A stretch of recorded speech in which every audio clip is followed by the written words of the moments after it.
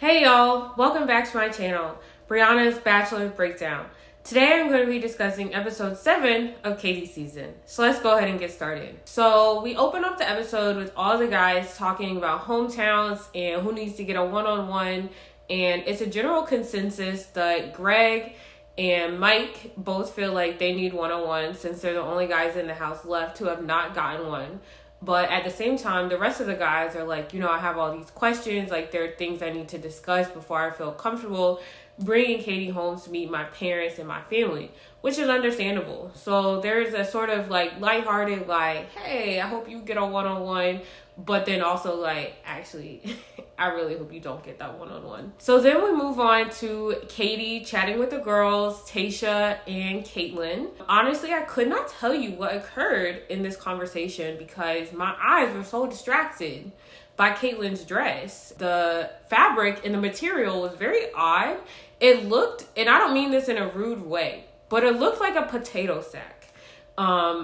Just like the fabric, it was very coarse and very heavy, it looked like, but at the same time, the pattern was cute. She had the blue plaid going on. It was a cute kind of like cut, like a little, mini dress or whatever. So it was kind of confusing because my eyes wanted to like it, but I feel like if I saw it up close and saw the fabric and the material, it would just really throw me off. So I don't know if she was trying to be a little rustic because they're in the deserts or whatever, but I'm gonna need her to go back to the drawing board because that was just not it. We go back to the guys and we hear Blake acting like he's not a peer by saying to, Mike and Brendan, when I was in your position, da-da-da-da-da. I guess he was referring to when he was on Tayshia's season and he was the last person without a one-on-one. But to me, it came across as though, like, sir, you're still in this position. Like, you are still a contestant, even though we can clearly see that Katie, for some unknown reason to me, is really feeling a way about you, even though that's kind of clear and we know that you're a front runner. Don't get ahead of yourself. Like, there was not a ring on Katie's finger. There is no engagement to you. So you are very much just as vulnerable, just as capable of going home as these other two guys. So let's bring it down a notch. So then Greg, he gets the one-on-one. All of the guys are understandably surprised, seeing as he has already gotten the one-on-one. Greg himself looked a little confused. But you know what? He's not going to not take it. So he meets up with Katie. They walk through the dust for what seems like forever with no mention or announcement of what the date or the activity is. They're just like, hey, here we go. Let's match in our plain green tops and walk through this dust bowl for a minute. So that was something that I felt like could have been edited out, but they did not ask me to produce. Katie is from and or lives currently in Seattle. And one of the big things to do there is to go to this like market called Pike's Place Market, which has like a bunch of fish and food and flowers and just like, it's just your regular market, but it's very bustling. There's a lot going on. I've been there myself, so I do know it's very like iconic. It's one of the things you're supposed to do when you go to Seattle. So that was definitely a cute call, definitely a good idea for them to have on their date. But for me, that's where it stopped because there was no activity.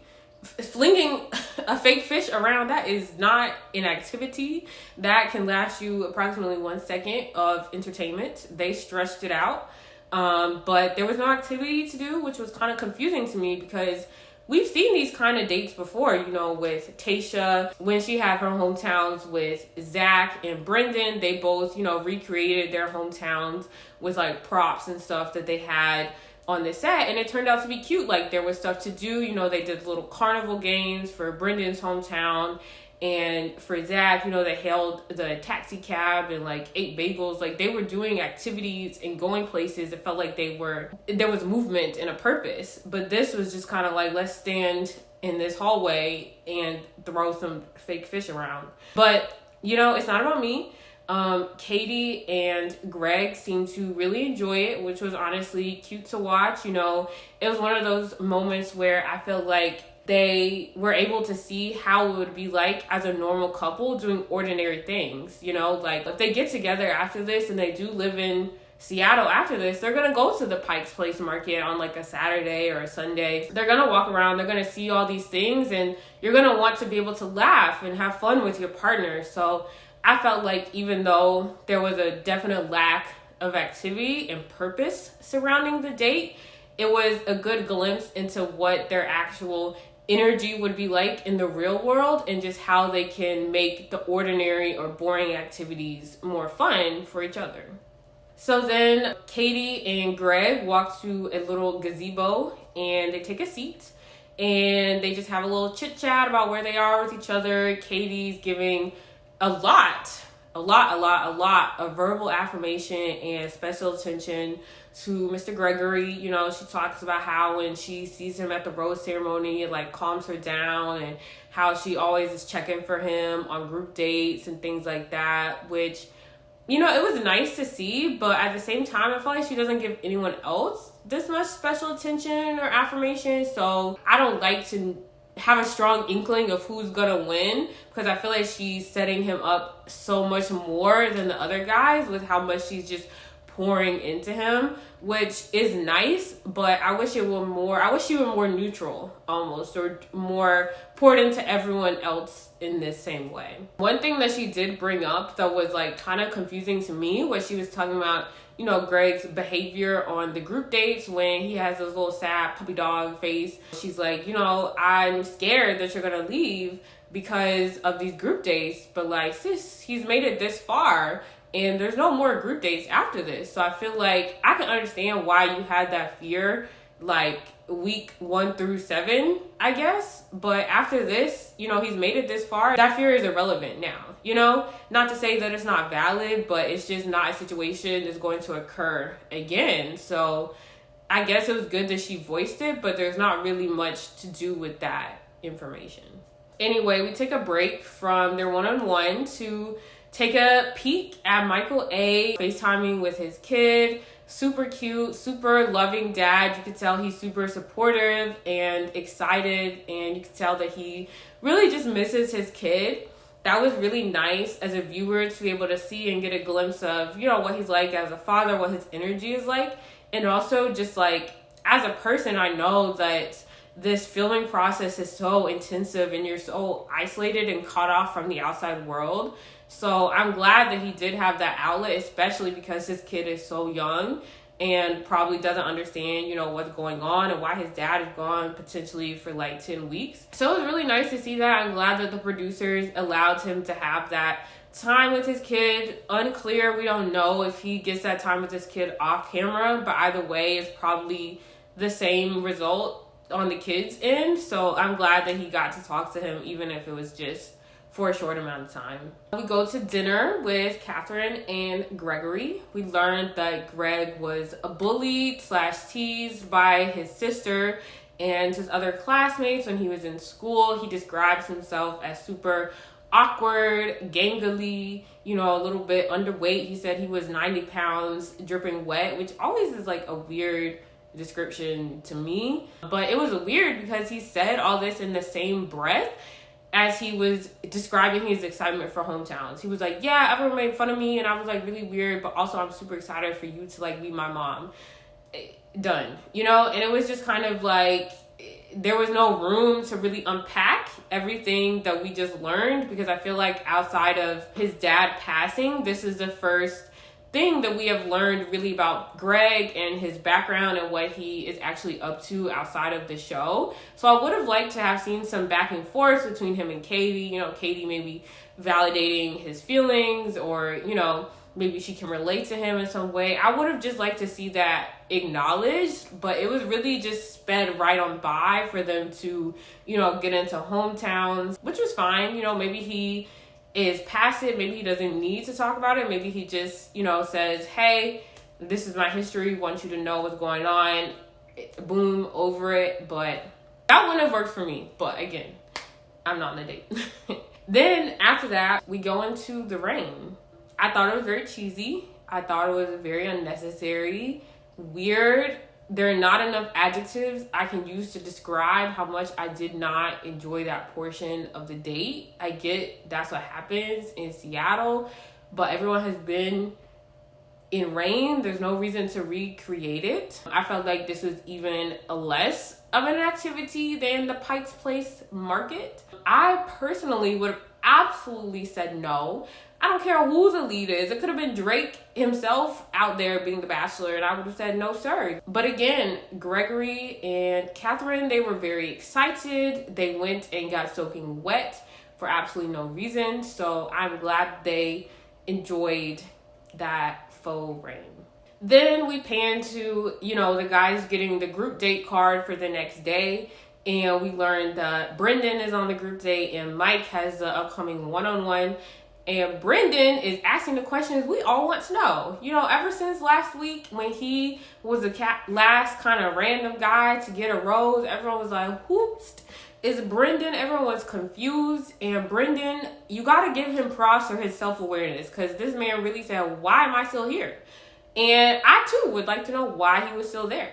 So he gets up, he goes and talks to Katie, asks her what's going on. I have to say, I really loved his voice. I feel like that was the first time I ever heard his voice. It was super deep.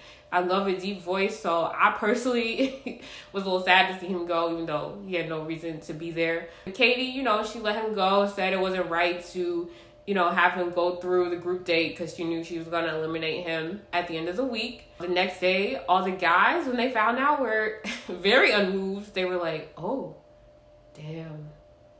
Let me finish eating breakfast. Like, they did not care at all. It was a stark contrast from when Connor left and everyone was in tears and just absolutely lost it. They were beside themselves with grief. They were going to miss him. Brendan was just like, oh, well, that's less competition for me, wish him the best. It was very just unmoved. He made no impression on Katie, on the guys, on the audience. So that's the end of Brendan. Then we go into the group date. We have a makeshift gallery of some vagina flower paintings. They're really driving home this whole pro-sex persona for Katie. It's cool. I like it, but I would love to see some other aspects of her personality. I would love to know what other interests she has. She is a funny, quirky girl. I felt like on Matt's season, I would love to see something more involving comedy or really just anything else. Literally anything else. I feel like we get the point. So then the guys, they have to create their own artistic masterpiece. The ones that stuck out to me were Andrew drawing sushi, because I felt like that's something I would have done. That really just spoke to me. Blake said something cringy, of course. His painting was apparently so vulgar though it was completely blocked out. So I did not even let my mind wander. I really just wanted that moment to be over because I had no interest in what Mr. Blake had drawn, what he was saying. He just, anytime he gets up and has the platform, he says, I'm going to be cringy in this moment. So that's what he was up to. Next, we go to the after party. Let me just take a moment. I got to dissect Katie's outfit. She rolls up in a repeat blazer, a repeat white oversized blazer that I did not like the first time around. And we're back again because apparently we thought it worked. Underneath that, she has a sparkly pink dress going on. It looks like something that an ice skater would wear in a competition, which is not bad or good, but I would just say she was not ice skating. So that's what I have to say about that. And she also had the poofy ponytail going on. I guess she didn't get my memo from my last video because that is, again, not a look for her. So altogether, 3 out of 10. Did not enjoy. Anyway, getting into the actual date, we see a little moment between Katie and Michael. I like that she took that initiative to, validate his kid and talk about how she knows that every rose that she's giving to Michael is also a rose for James, his kid. I thought this was a very good sign coming from her because on the first episode, she said she was hesitant or on the fence about becoming a mom. And I like that she's embracing it and actually took that first step to address it, because obviously Michael went into that one-on-one time saying, I have all these questions, and the fact that Katie knew what was going to be on his mind and brought it up before he could even get to it says that she really cares about him and is really putting a lot of thought into her relationship with him. I like that she's not, trying to ignore it or putting it into the back of her mind and dealing with it when the time comes. She could have very easily been like, well, I'm not going to think about it until I have to meet the kid or until we're engaged or whatever. But I like that she's being proactive instead of reactive in terms of managing her feelings and expectations about what it would be like to be a stepmom, what her actual life would look like with Michael. Then we also see a chit chat between Andrew. I like that he created that one-on-one date. That was super, super thoughtful.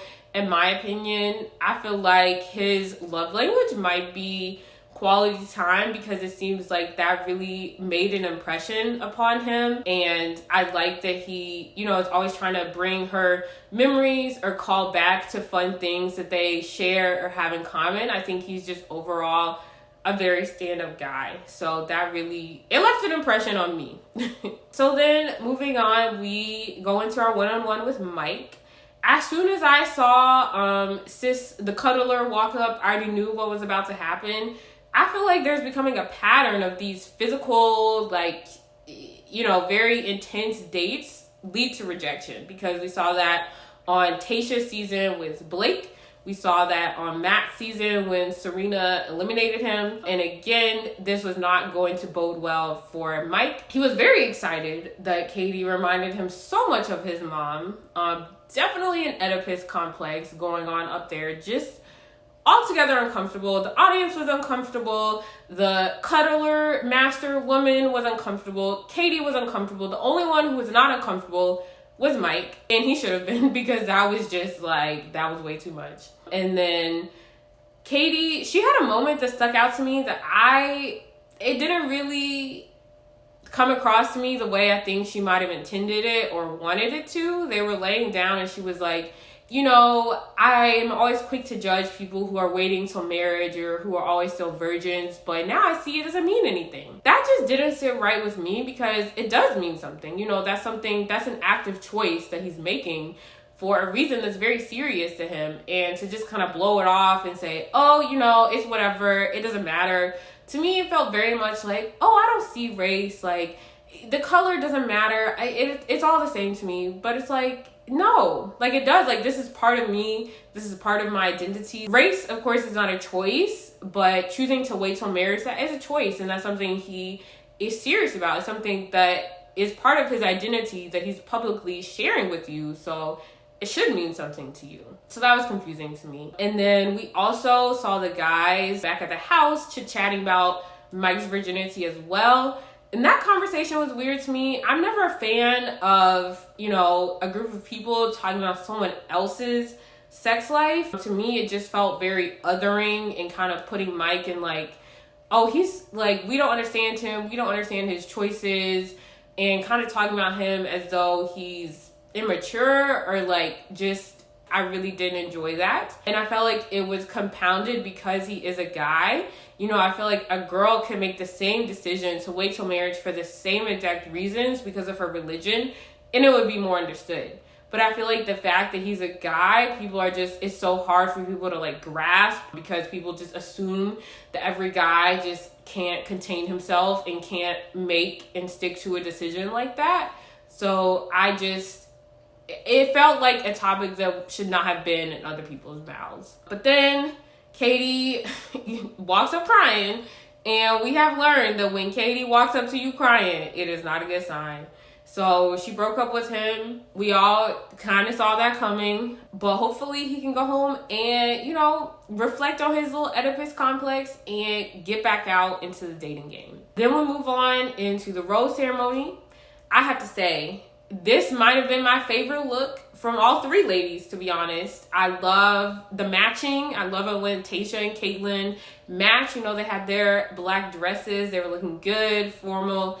I like this bright hot pink on Katie. I love a long formal ball gown. I loved the cleavage. It was working for me. Her hair, it was poofy, but I think I like poofier hair when it's out and flowing down as opposed to when it's pulled back. Altogether, it was just a good look, and I was very appreciative to finally see that on my screen. But then we go through the actual rose ceremony, and Katie made a decision that I did not see coming, that I did not endorse, support. It's very hard to watch, but she let Andrew go. He was honestly my favorite. I didn't necessarily think he would win, but I thought he would be in the final four because their connection has been there since day one.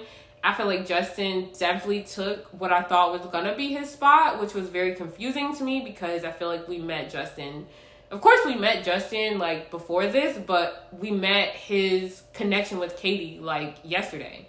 So I don't know what is driving her to make such a big leap with Justin that she's not willing to make with Andrew. When they're saying goodbye, it was so hard to see his crying face. The camera was really up close to him, and that was really hard to see and watch because I just love him so much. But then the next day he came back, and you know what he said? I want to end on a good note. We're always laughing. That's the last memory I want to have of you. And I appreciated that. You know, people always talk about getting closure, and sometimes it's for such reasons. But I appreciated that. I feel like they had a good conversation. He left that little note saying he would be waiting, which was like, you know, like, say what you need to say, do what you need to do. I love how Katie was like running after him, and the producers did not stop him because you know they're in communication. You know they have some sort of like walkie-talkies, and they could easily have been like, hey, Katie's running down the hallway.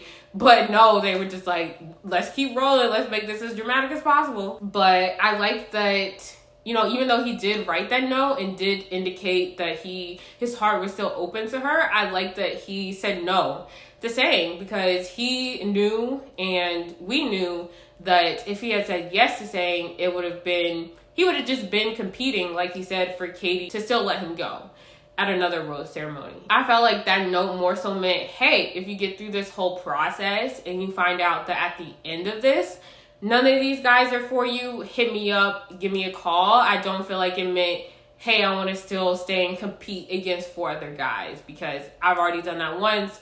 Clearly it's not working out for me. So I'm glad that he made that hard decision to walk away, even though it's clear that his heart is still open to her, and it's going to take him a minute to get over her.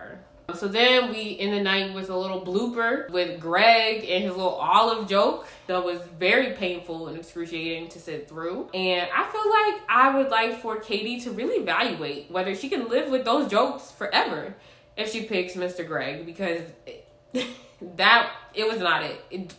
He needs to keep whatever his day job is, because comedy, joke telling, that's not his calling. Anyway, that is all I had for the episode. Thank you so much for tuning in to Brianna's Bachelor Breakdown. Don't forget to like, comment, and subscribe to my channel and interact with this video. And let me know in the comments, what did you think of the whole Andrew situation? Were you surprised to see him go, or did you also have him in your final 4 as well? Let me know.